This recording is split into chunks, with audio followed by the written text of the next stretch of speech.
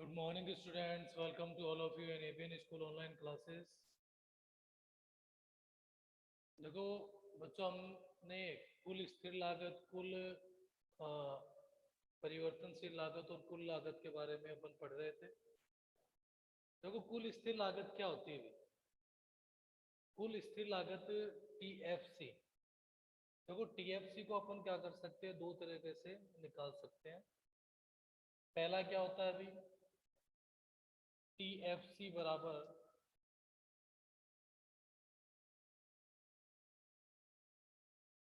TC minus TVC, मतलब कुल लागत माइनस कुल परिवर्तनशील लागत। ठीक है,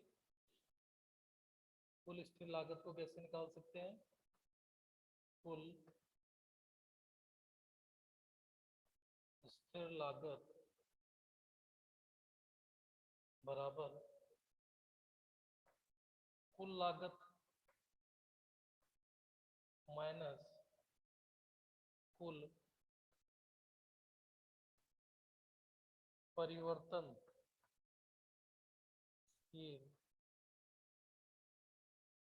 लागत।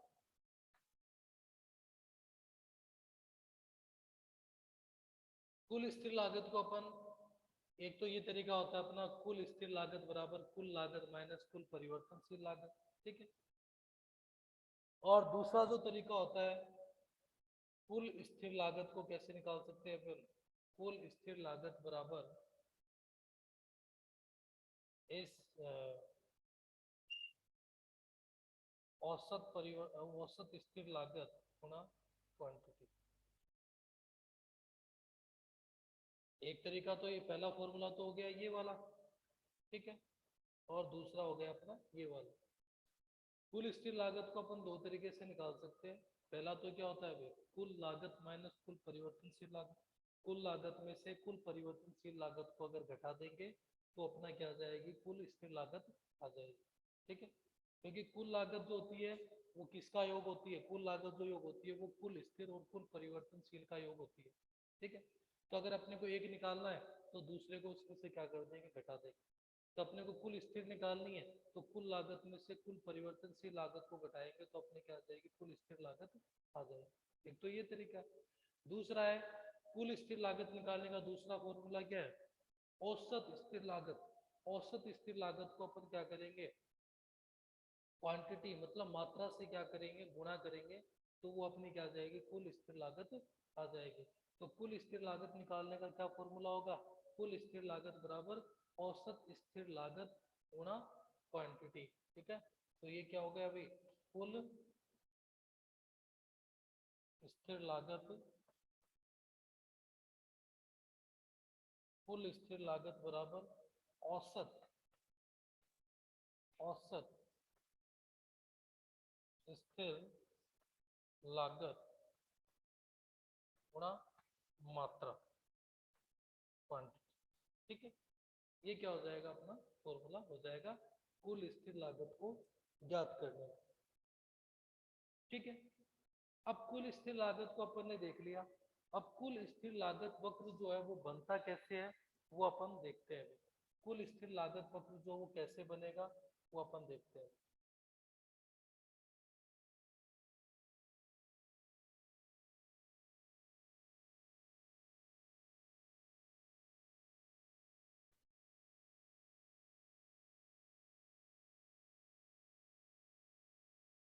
कुल स्थिर लागत वक्र जो है वो कैसे बनाएंगे अपन, देखो आप, ये तो हो गया अपना एक्स एक्स 1 2 3 4 एंड 5।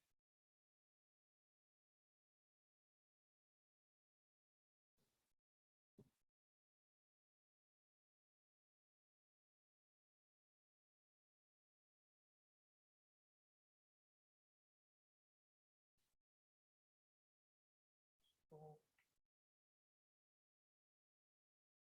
200, 300,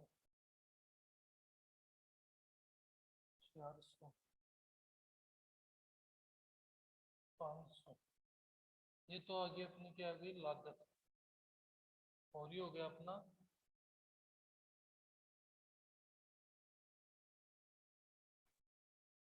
उत्पादन या आउटपुट अपन बोल सकते हैं। ठीक है,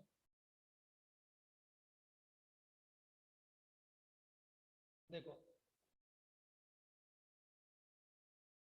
कुल स्थिर लागत वक्र अपन देखें तो कुल स्थिर लागत वक्र है वो इस तरह से बनेगा। ये क्या अपनी टी एफ सी, कुल स्थिर लागत वक्र। देखो कुल स्थिर लागत वक्र क्या होता है? कुल स्थिर लागत वक्र का मतलब ये होता है कि कुल स्थिर लागत वक्र जो होता है वो एक्स अक्ष के क्या होता है समानांतर होता है, और यह जो होता है ये वाई अक्ष से क्या होता है प्रारंभ होता है। ये अपना क्या है वाई अक्ष है, और ये अपना क्या है एक्स अक्ष है। ठीक है, तो कुल स्थिर लागत जो होता है वो एक्स अक्ष के क्या होता है समानांतर होता है, और वाई अक्ष से क्या होता है ये प्रारंभ होता है। वाई अक्ष से इसको क्या किया शुरू किया जाता है। ठीक है, कुल स्थिर लागत का मतलब क्या हुआ कि अगर हम उत्पादन करें, चाहे वस्तु का उत्पादन हो या न हो, चाहे वस्तु का उत्पादन किया जाए या नहीं किया जाए, कुल स्थिर लागत तो क्या होगी आएगी। मतलब अगर अपन 0 इकाइयों का भी उत्पादन करेंगे तो अपनी जो कुल स्थिर लागत है वो तो क्या होगी देनी ही पड़ेगी। कुल स्थिर लागत का मतलब हो गया जैसे कोई कारखाना की लागत होती है, जैसे अपने कोई कारखाना ले रखा है तो अपन चाहे उसमें अपना उत्पादन का कोई भी वस्तु उसका सामान रखें या नहीं रखें, अपने को उसका किराया देना पड़ेगा। ठीक है, तो वो क्या होती है कुल स्थिर लागत। तो कुल स्थिर लागत क्या होती है? कुल स्थिर लागत वह लागत होती है जो क्या होती है भाई वस्तु का उत्पादन किया जाए या न किया जाए। ठीक है, स्थिर लागत तो क्या होगी देनी ही पड़ेगी या स्थिर लागत तो आएगी। ठीक है, तो वो क्या होती है कुल स्थिर लागत होगी। ठीक है, जैसे मान लो कि यहाँ पे जो लागत है वो 200 रुपए। ठीक है, तो चाहे आप वस्तुओं का उत्पादन करो, चाहे आप 1 इकाई बनाओ, चाहे 2 बनाओ, चाहे 3 बनाओ, चाहे 4 बनाओ, या आप 0 इकाई बनाओ, अगर आप कोई भी इकाई नहीं बनाओगे तो भी आपकी स्थिर लागत आएगी, कुल स्थिर लागत आएगी। और अगर आप कोई इकाई बनाओगे तो भी आपकी क्या होगी कुल स्थिर लागत आएगी। ठीक है, तो कुल स्थिर लागत का मतलब क्या होता है अभी? होता है कि सभी उत्पादन शून्य भी हो तो भी कुल स्थिर लागत होती है भी, कि उत्पादन अगर आप शून्य भी करोगे, 0 उत्पादन भी करोगे, तो कुल स्थिर लागत आपको देनी पड़ेगी या कुल स्थिर लागत आएगी ही। ठीक है, तो कुल स्थिर लागत क्या होता है अभी? कुल स्थिर लागत जो होती है वह क्या होती है एक्स एक्स के समानांतर होती है, और है यह वाई एक्स से क्या होती है प्रारंभ होती है। ठीक है, यदि वस्तु का यदि शून्य वस्तु का भी अगर एक भी वस्तु का उत्पादन नहीं किया जाता है या शून्य उत्पादन किया जाता है तो भी कुल स्थिर लागत क्या होगी आएगी या कुल स्थिर लागत लगेगी। ठीक है, और अगर आप उत्पादन करते हो तो भी कुल स्थिर लागत है, और अगर आप 0 उत्पादन करते हो, कोई भी इकाई का उत्पादन नहीं करते हो, तो भी इसकी कुल स्थिर लागत आपको देनी पड़ेगी। तो ये क्या होता है अपना कुल स्थिर लागत वक्र होता है। ठीक है, तो ये क्या हो गया अपने कुल स्थिर लागत वक्र हो गया। तो कुल स्थिर लागत वक्र जो है वो मैंने आपको बता दिया कि कुल स्थिर लागत है उसको 2 तरीके से अपन ज्ञात कर सकते हैं। पहला तो होता है कुल स्थिर लागत को कैसे याद कर सकते हैं, कुल लागत माइनस कुल परिवर्तनशील लागत। और दूसरा तरीका होता है औसत स्थिर लागत गुणा मात्रा, इससे अपन कुल स्थिर लागत को ज्ञात कर सकते हैं। कुल स्थिर लागत वक्र आपको दिखा रखा है। कुल स्थिर लागत वक्र जो है वो एक्स एक्स के समानांतर होता है और वाई एक्स से क्या होता है प्रारंभ होता है। अगर आप 0 इकाई भी बनाओगे तो भी आपकी कुल लागत क्या होगी कुल स्थिर लागत आपको देनी पड़ेगी, कुल स्थिर लागत आएगी ही। ठीक है, अगर आप बनाओगे इकाइयां बनाओगे तो भी कुल स्थिर लागत आएगी, और कोई वस्तु अगर आप नहीं भी बनाओगे या नहीं उत्पादित करोगे तो भी आपको कुल स्थिर लागत देनी पड़ेगी। ठीक है, तो ये क्या होता है अपना कुल स्थिर लागत वक्र होता है। दूसरा आता है अपना क्या होता है वो कुल परिवर्तनशील लागत वक्र। कुल परिवर्तनशील लागत, कुल परिवर्तनशील लागत टीवीसी। देखो टीवीसी कैसे निकालते हैं अपन, टीवीसी बराबर AC minus sorry TC minus TFC. मतलब कुल परिवर्तनशील लागत अपने को निकालनी है तो कुल लागत माइनस कुल स्थिर लागत, कुल लागत में से कुल कैसे निकालेंगे? कुल परिवर्तनशील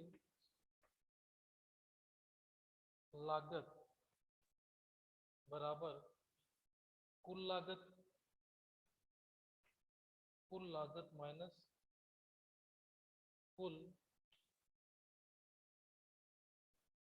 स्थिर लागत। ठीक है, कुल परिवर्तनशील लागत कैसे निकालेंगे? कुल लागत माइनस कुल स्थिर लागत। तो कुल लागत में से कुल स्थिर लागत घटा देंगे तो वो क्या आ जाएगी? अपनी कुल परिवर्तनशील लागत आ जाएगी। और एक और तरीका क्या होता है अभी? टीवीसी बराबर एबीसी गुणा क्वांटिटी। ठीक है, एक और तरीका ये भी होता है कि टीवीसी बराबर एबीसी गुणा क्वांटिटी।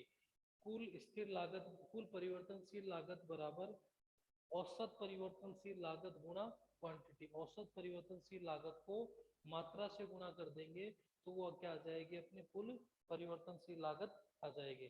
तो कुल परिवर्तनशील लागत कैसे निकालते हैं भी? औसत परिवर्तनशील लागत गुणा क्वांटिटी। तो इससे अपनी क्या आ जाएगी? कुल परिवर्तनशील लागत आ जाएगी। ठीक है, तो ये दो तरीके होते हैं कुल परिवर्तनशील लागत को ज्ञात करने के लिए। ठीक है, अब इनका जो डायग्राम होता है वो कैसा होता है वो आपको दिखाता हूँ मैं। औसत कुल परिवर्तनशील लागत का।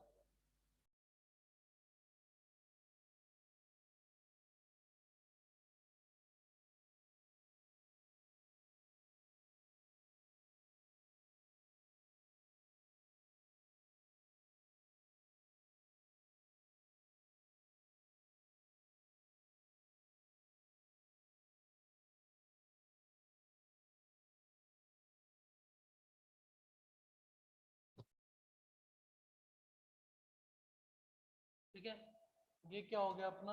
पीवीसी। ठीक है, औसत परिवर्तनशील लागत।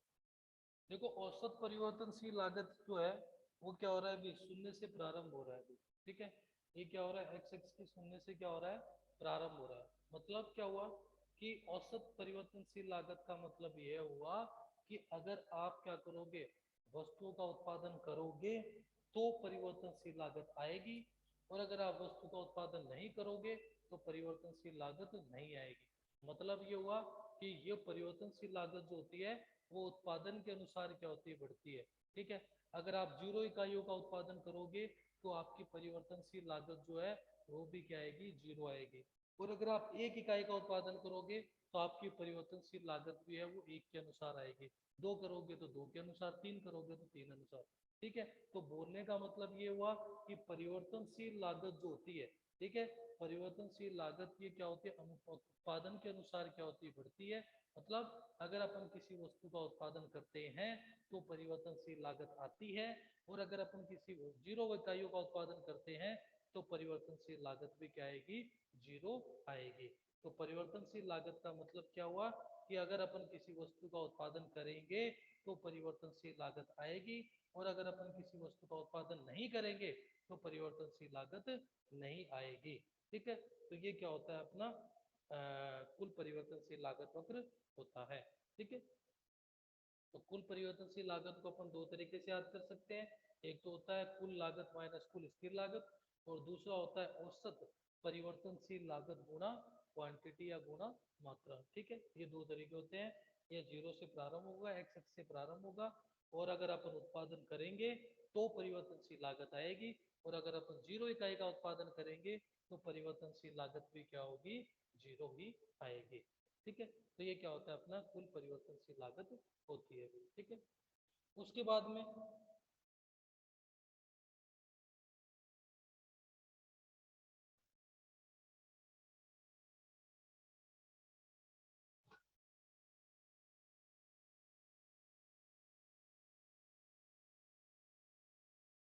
फिर थर्ड आती है अपनी, वो आती है कुल लागत। कुल लागत, कुल लागत कैसे निकालते हैं अपन? कुल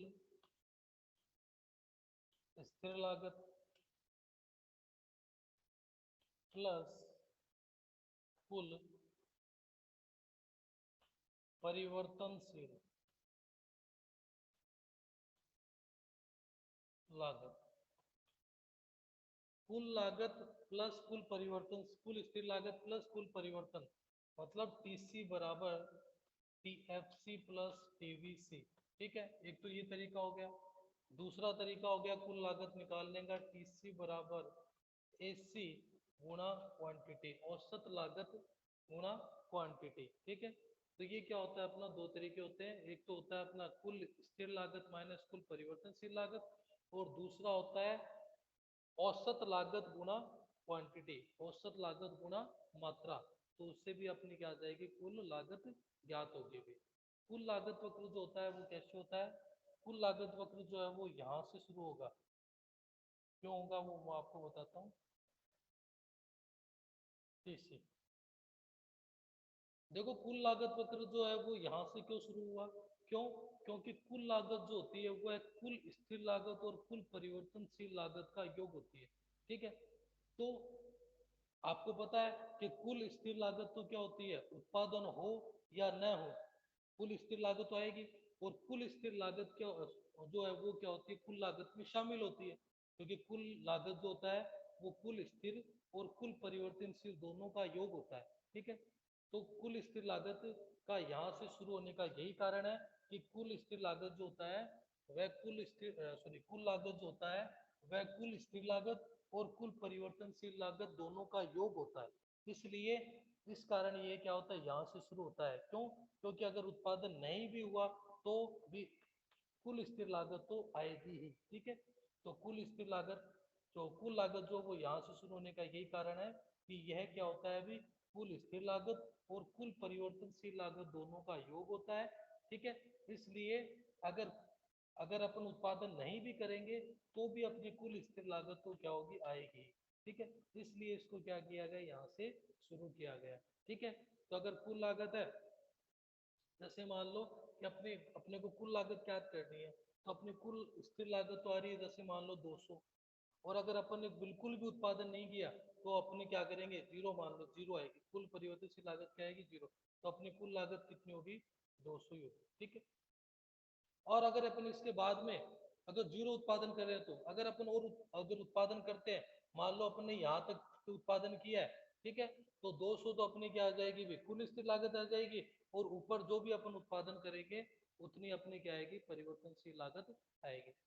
मतलब कुल स्थिर लागत जो होता है, सॉरी कुल लागत जो होता है वह कुल स्थिर और कुल परिवर्तनशील दोनों का योग होता है। ठीक है, तो कुल लागत तो कुल स्थिर लागत तो आएगी ही, चाहे आप उत्पादन करो या न करो, कुल स्थिर लागत तो आपकी लगेगी। ठीक है, और कुल परिवर्तनशील लागत तो वो तभी आएगी जब आप उत्पादन करोगे। अगर आप उत्पादन कर रहे हो तो आपकी परिवर्तनशील लागत आएगी, नहीं कर रहे हो तो नहीं आएगी। जैसे जैसे आप उत्पादन बढ़ाओगे वैसे वैसे आपकी परिवर्तनशील लागत है वो भी क्या होती जाएगी, बढ़ती जाएगी। ठीक है, तो इसलिए क्या होता है, ये क्या होता है, ऊपर की ओर बढ़ता है। तो कुल स्थिर लागत और कुल परिवर्तनशील का ये क्या होता है, योग होता है। ठीक है, तो इसलिए इसको अपन यहाँ से क्या करते हैं, शुरू करते हैं, वरना अपन इसको यहाँ से भी शुरू कर सकते थे, लेकिन इसके अंदर कुल स्थिर लागत भी क्या होती है, शामिल होती है। इस कारण अपन कुल लागत वक्र को यहाँ से क्या करते, शुरू करते हैं। ठीक है, तो ये क्या होता है, अपने तीन डायग्राम आपको दे रखे हैं। पहला तो था कुल स्थिर लागत का, दूसरा था कुल परिवर्तनशील लागत का, और तीसरा जो आपको कुल लागत का है। ठीक है, तीनों के आपको फॉर्मूले बता दिए। कुल स्थिर लागत कैसे याद करेंगे, कुल परिवर्तन कुल स्थिर लागत कैसे याद करेंगे, कुल लागत में से कुल परिवर्तनशील लागत को घटा देंगे तो कुल स्थिर लागत आ जाएगी। ठीक है, और कुल स्थिर लागत को एक और तरीके से याद कर सकते हैं, औसत स्थिर लागत गुणा क्वांटिटी से भी अपन क्या कर सकते हैं, इसको याद। परिवर्तनशील लागत को कैसे याद कर सकते हैं भी, ठीक है, कुल लागत में से कुल स्थिर लागत को घटा देंगे तो कुल परिवर्तनशील लागत आ जाएगी, और औसत परिवर्तनशील लागत को क्वांटिटी से गुणा कर देंगे तो भी अपनी क्या आ जाएगी, कुल परिवर्तनशील लागत आ जाएगी। और लास्ट वाला जो तरीका था कुल लागत का, कुल लागत कैसे याद होती है, कुल लागत कैसे याद होती है, कुल स्थिर लागत कुल परिवर्तन प्लस कुल परिवर्तनशील लागत बराबर क्या हो जाती है, कुल लागत आती है। ठीक है, कुल लागत को कैसे याद करेंगे, कुल स्थिर लागत में कुल परिवर्तनशील लागत को जोड़ देंगे तो आ जाएगी अपनी कुल लागत आ जाएगी। और दूसरा तरीका होता है औसत लागत को मात्रा से गुणा करेंगे या क्वांटिटी से गुणा करेंगे तो भी अपनी क्या आएगी, कुल लागत आ जाएगी। ठीक है, इस तरह से इनका डायग्राम बनेगा। ठीक है, ओके।